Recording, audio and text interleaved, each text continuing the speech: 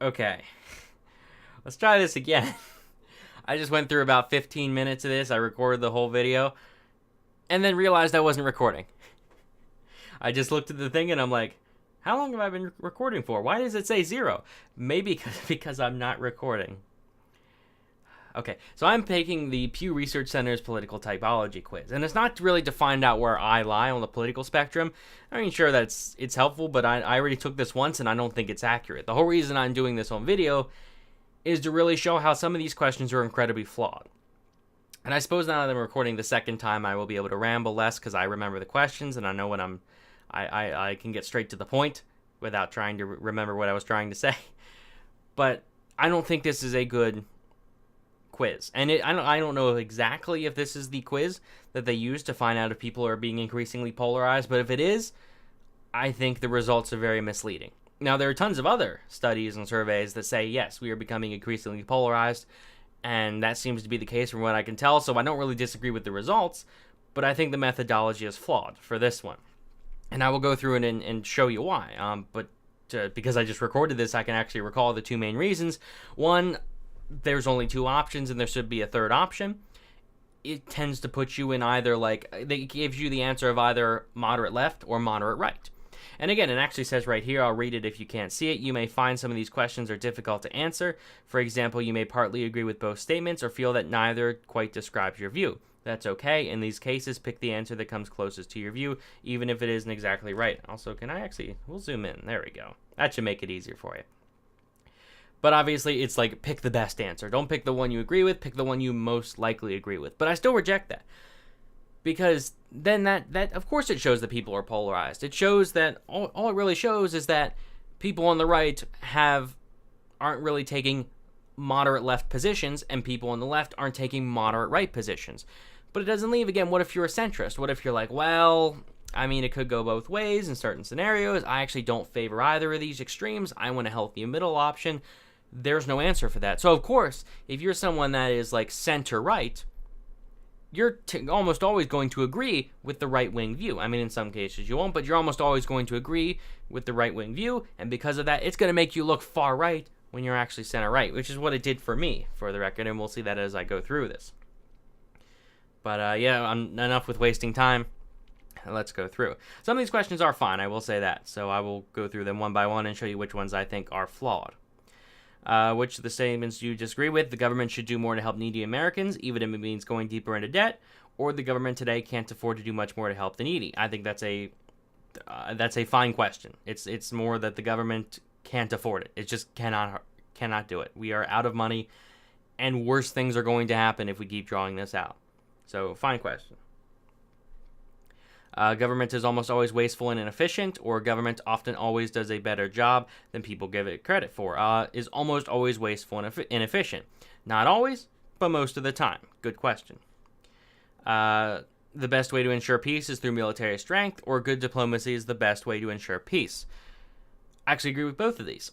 If you have a strong military, you can show the rest of the world, you can show some dictators like North Korea, like, hey, we're not messing around. Like sometimes, again, if you're talking to a country that's very authoritarian and all they know is force and power, then yes, you're going to have to strong arm them. You're going to have to show them, like, we're not messing around here. You got to, like, simple enough, you got to follow us. Like, here, like, we'll try to meet in the middle. We'll show good diplomacy. Like again, North Korea is actually a good example. Both of these would apply. We shouldn't nuke North Korea. We should have good diplomacy. But then again, if it wasn't for the strong military, if it wasn't through military strength, would we really be having that conversation to get there? Although I would lean towards good diplomacy. So it's not, like, again, I'm centrist on this. I mean, I agree with both of these. And I wish there was an option to say, like, I strongly agree with both. And it's not even to say that you need an option that says, I partially agree with a little bit of them. It's that I find myself right smack dab in the middle. I don't think this is an option where you can really say they're mutually exclusive. Although I suppose I can understand what they're saying. Good diplomacy would put me on the left. Military strength would put me on the right. I would say good diplomacy. Racial discrimination is the main reason why many black people can't get ahead these days, and blacks who can't get ahead in this country are mostly responsible for their own condition. I would lean towards this one. But that makes me look really bad. I know. I want to explain myself here. I lean that way, but only slightly. And that's because racial discrimination is not the main reason. It's a very, very, very, very minor reason. I think identity politics has a lot to do with it. I think, which I guess includes racial discrimination there. Although identity politics on both sides, but the left and the right, are a problem with this. It's a lot to do with, honestly, like government policy, government regulation. I think regulation and the welfare state is hurting these people. It's trapping them down there. Now, I think the best thing to do is to say, like, hey, like, you got to take control of your own life. You can do it. You can become whatever you want. I think that mentality can do it. I think that mentality alone, even if you change nothing, even if it was actually false, could really help. It's like, what's the one Henry Ford quote? Whether you think you can or think you can't, you are right. And if you tell, I mean, we're talking specifically the black population for this question. If we're saying you can't get anywhere in life because you're black and it's because of racism and it's just we're in a white supremacist country and they're going to knock you down wherever you go, well, then why try? Like, I wouldn't try. Why try?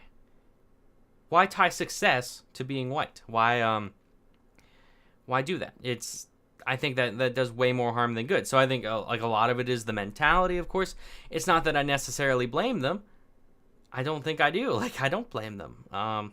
It's more government policy. Though the black population, like, just in terms of exit polling, they do disproportionately vote for the welfare state and the far left. And I don't want to take away their own agency and say, like, oh, it's not their fault they're voting for the left. They've been indoctrinated or something like that. I think it is their own, like, it's their own agency, but I have sympathy for them in that respect.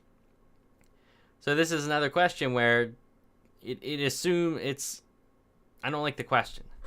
Although I do lean this way, so I guess I'll put that, but it's not that accurate. That lumps me in with a ton of other people that I would massively disagree with. Again, like, it doesn't differentiate, like, center right or far right. Government regulation of business is necessary to protect the public interest. Government regulation of business usually does more harm than good. I agree, it does more harm than good. I mean, think about it. If you're saying, a lot of people are saying our government is bought by corporations, our government is run by massive corporations. Okay, well, then who's making the regulations? Like, do you really think a government run by or a government controlled by corporations, if they come out with some regulations, do you really think that's, like, going to actually hurt corporations? No, they're going to come out with regulations for business that tends to hurt, that for one includes loopholes, and two tends to harm small businesses a lot more than they harm mass corporations. Of course, like, say for example that if you want to run a business, you need to pay for a certain permit or license, and that costs a chunk of money. Like, it doesn't cost a proportional amount depending on the size of your business, like per employee, but it costs a chunk of money. Well, obviously, that's going to hurt people that are just starting out. That's going to hurt a small business a lot more than it hurts a big corporation. Stuff like that. It just makes it harder. So I do think it does more harm than good.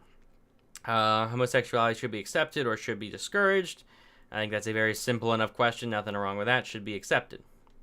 Business corporations make too much profit. Most corporations make a fair and a reasonable amount of profit. You see, that's another question. You can obviously tell which one's left and right, but I think they do make too much profit. Some of them do, others don't. I disagree with the idea that, like, someone can become a billionaire or someone can't become a billionaire without being corrupt and hoarding wealth. I disagree with that. Those people that advocate that like, oh, Elon Musk, this has just happened recently, that, oh, Elon Musk is a billionaire and he is an immoral person because he's hoarding wealth.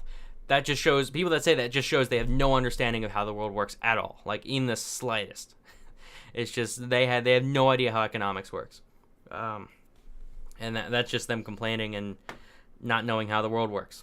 It's not empathy. It's not empathy for the poor. It's just they have no idea how anything works.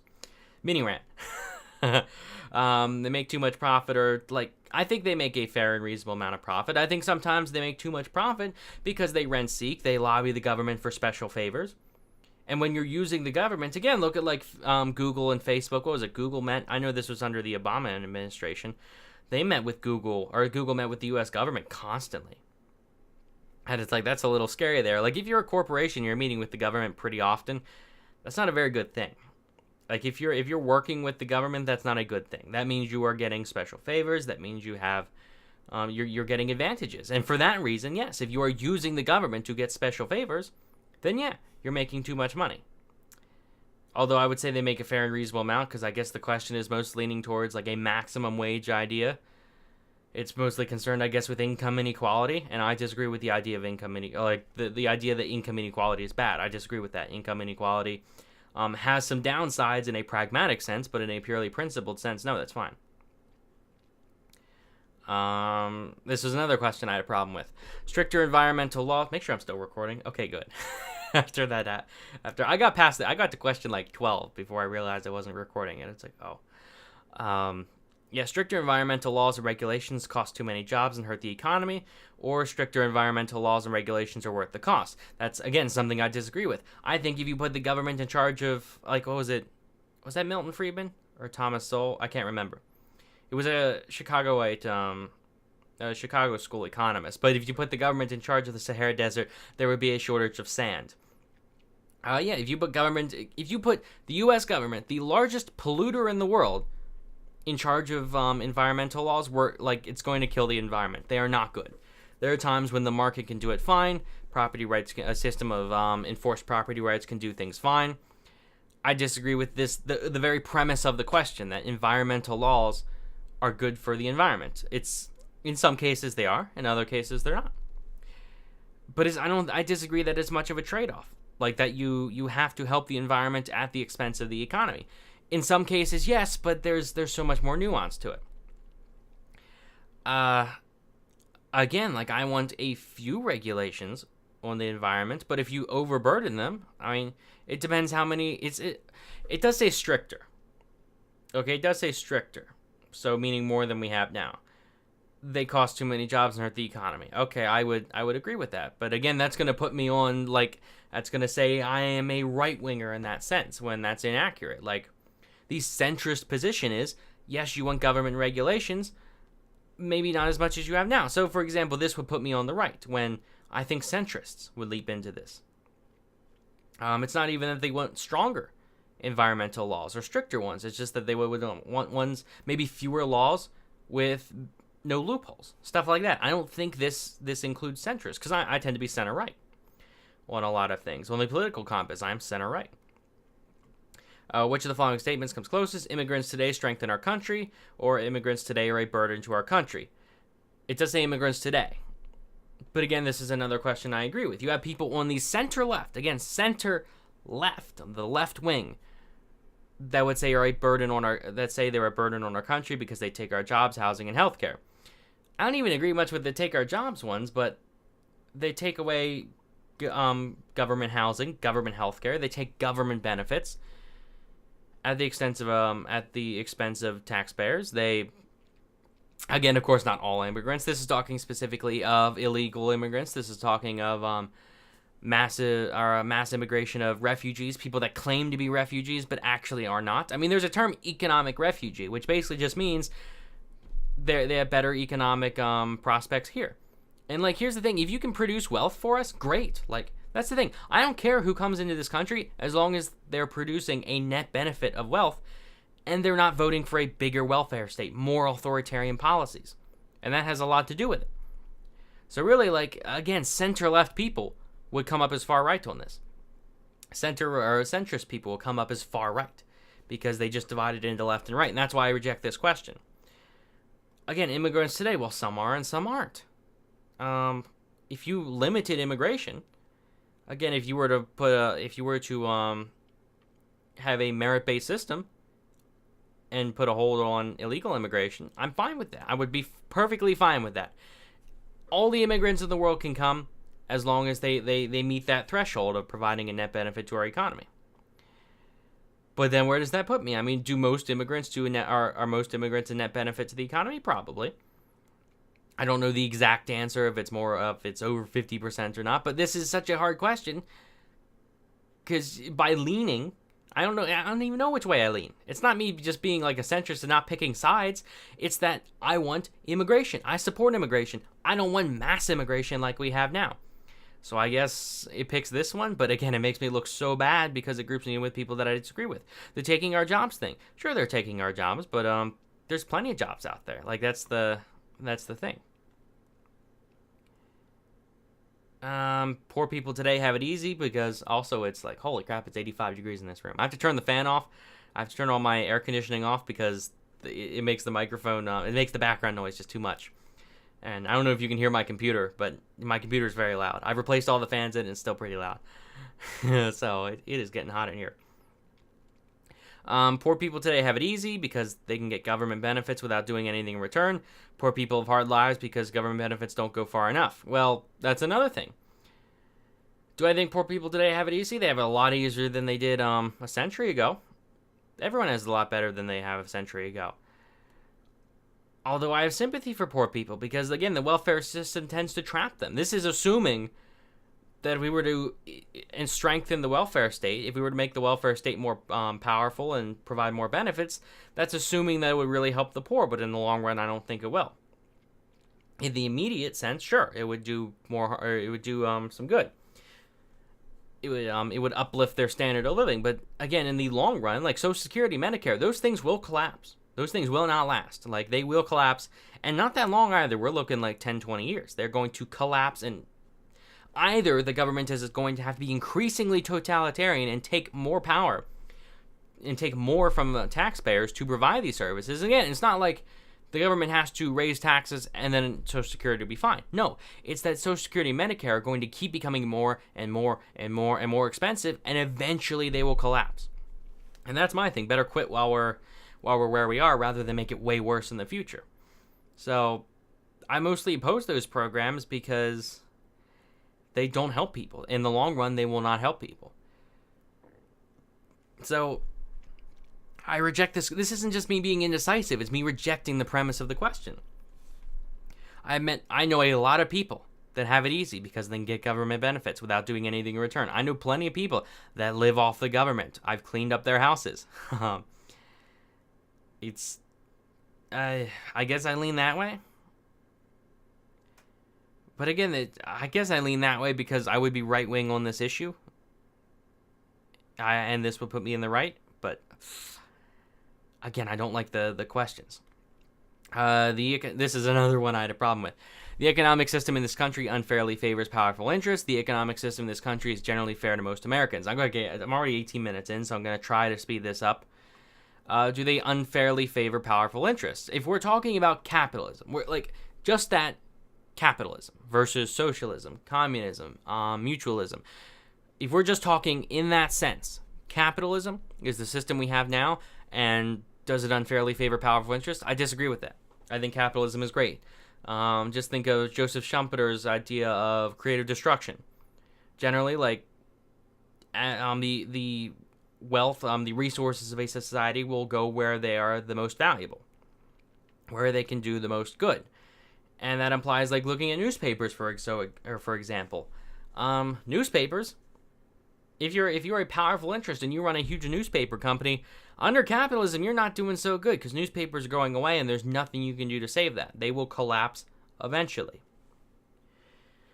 So, when they say the economic system in this country, do they mean simply capitalism, or do they mean the mixed economy we have now? Again, healthcare. We do not have a privatized healthcare system. I suppose by definition we do, but government has its hands in pretty much every aspect of healthcare, and that's why things are the way they are today. I mean, look at all the administration jobs in healthcare, and the few jobs of, like, the number of, like, healthcare employees in terms of administrators are shooting up. The number of healthcare employees in terms of, like, actual doctors, people that directly interact with patients, there's not that many. I mean, they're not rising that steadily compared to administration jobs. So again, I don't know where this puts me. If I answer it this way, that'll put me on the left, which makes me think it's going to imply that I want a different system other than capitalism, like socialism or communism, which I do not. I think capitalism is a great system when the government does not intervene in completely everything. So I guess I'm that way. It's generally fair, but it's... I don't know. I'll go with that one. But again, like, it's an unfair question. You need to, like, if they just put capitalism versus socialism, I'd be fine with that. That would make that so much easier. Our country has made the changes needed to give blacks equal rights with whites. Our country needs to continue making changes to give blacks equal rights with whites. Well, they do. In fact, if you include affirmative action, they actually don't. They have more rights in that sense of that they lower the standards, which is incredibly racist. Like, oh, we'll lower the standards for a race of people. And if I know people, like, the response to that is like, oh, but it's because they had rough lives. It's because they're poor. They have low socioeconomic status.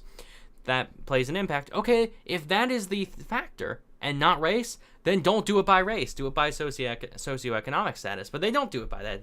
They do it by race. But no, they have equal rights. That's a fine question. Which of the following statements? It's best for... I don't know why I keep reading that. I'm sorry. It's best for the future of our country to be active in world affairs. We should pay less attention to problems overseas and concentrate on problems here at home. That one. I'm actually not sure. This is the one question where I'm not sure if this is a left-wing answer or a right-wing answer. If they're talking about foreign policy and like in invading other countries and constantly taking a stand and getting involved in different wars, then the one I didn't select, the one up top that's flashing here, would be the right-wing answer. But if they're talking like in a sense of a global economy, the European Union kind of thing, the UN, that would be a left-wing position. So I don't know. I don't know where that puts me, actually. But this is a fine question. Most people who want to get ahead can make it if they're willing to work hard. Hard work and determination are no guarantee of success for most people. That's an okay question because I don't agree with either necessarily, which again is an issue because that's going to put me either far left or far right if I take the centrist answer. Hard work and determination are no guarantee of success. That is true. Although it says for most people, which I disagree with. Most people, yeah, the most, I guess, does make the question a lot better. Most people who want to get ahead can make it if they're willing to work hard. I think that's generally the case. Most people. Am I where I am today? Because, I mean, I'm not rich. I'm not a millionaire. I'm not very wealthy. Is it because I didn't work hard? Yes. I mean, I like to think I work hard, but I work, where I am is exactly proportional to how I work. I like to think that. Or to how hard I work. The obstacles that once made it harder for women than men to get ahead are now largely gone. There are still significant obstacles that make it harder for women to get ahead than men. That's a fine question. Women have all the same rights as men. Like, I have yet to find anyone who can actually point to me and say this is a right men have that women don't. They can point to me and say men are in more positions of power, but that doesn't answer the question. Like, name one right that women don't have, that men have, and nobody can do that. In foreign policy, the U.S. should take into account the interests of its allies, even if it means making compromises with them. In foreign policy, the U.S. should follow its own national interests, even when its allies strongly disagree. I have nothing wrong with nationalism necessarily. It's like I tend to take a Randian approach, both to nations as the individual. Like, as an individual, should I fight for my own interests? Yes. There's nothing wrong with fighting for my own interests. Now, sometimes my interests might be the happiness of other people. They're still my own interests. The U.S. should take into account the interests of its allies, even if it means making compromises. Well, sometimes, again, this isn't necessarily mutually exclusive. This tends to imply that the United States should screw over its allies, even if in the long run it's not beneficial. I disagree with that.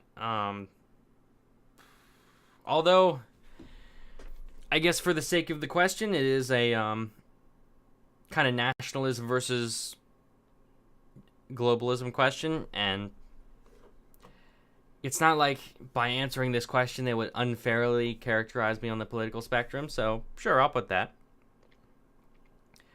And then last question. I'm sorry this took so long. This took a lot longer than I thought.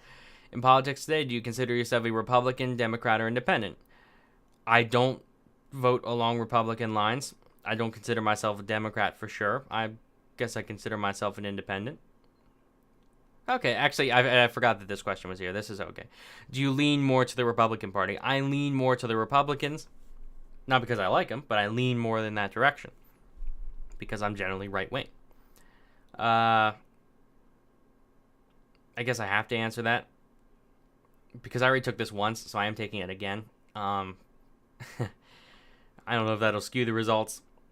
And I think I answered these the exact same way as I did last time. It'll be interesting. Maybe I come up a different way this time because I rethought these questions. Let's see what we got. Yep, this is exactly where I was last time. Core conservative, which is apparently like far right, basically. It puts me far right. But yeah, I am a far right person now, even though I am technically center right. So I would probably be, if this quiz, if I take other political spectrum quizzes, and it puts me as a market skeptic Republican, or it would put me as a market skeptic Republican. So that's something I have a problem with this quiz. I have a lot of center right. I've center right on a lot of issues, and now it put me as far right just because, as someone that's center right, I tend to lean right wing on just about, or on most issues. And of course, although like I'm mostly like I'm a libertarian, honestly. So when it comes to economic freedom, yes. When it comes to social issues, like I am surprised. I know there were at least 2 questions there out of 17 that put me on the left. But I don't like this quiz at all. I think you can see why it's a problem, because I went through those and you can see how I had so many problems with those questions because I leaned that way, but I never really supported. Honestly, if they could just put a strongly agree, strongly disagree, and then something like that, I'd be fine with that. I think that would make things a lot better, because again, like they don't differentiate between agree strongly and strongly agree. That's the issue. But yeah, it puts me here. It puts me in the far right, so I'm apparently far right now. I wonder if people use this against me to call me far right. Social safety nets. Yeah, I've already wasted enough time going through this. I'm not going to go through all those. But yeah, I will leave a link in the description. If you want to take this, I'm curious to see where all of you lie, if you come out either far right or far left.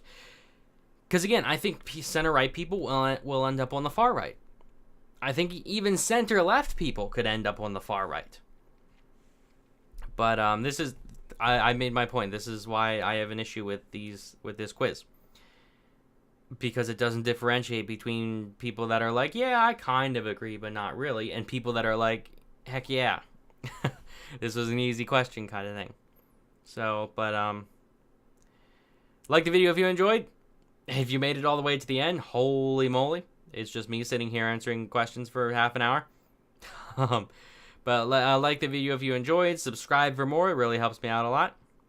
And thanks for watching.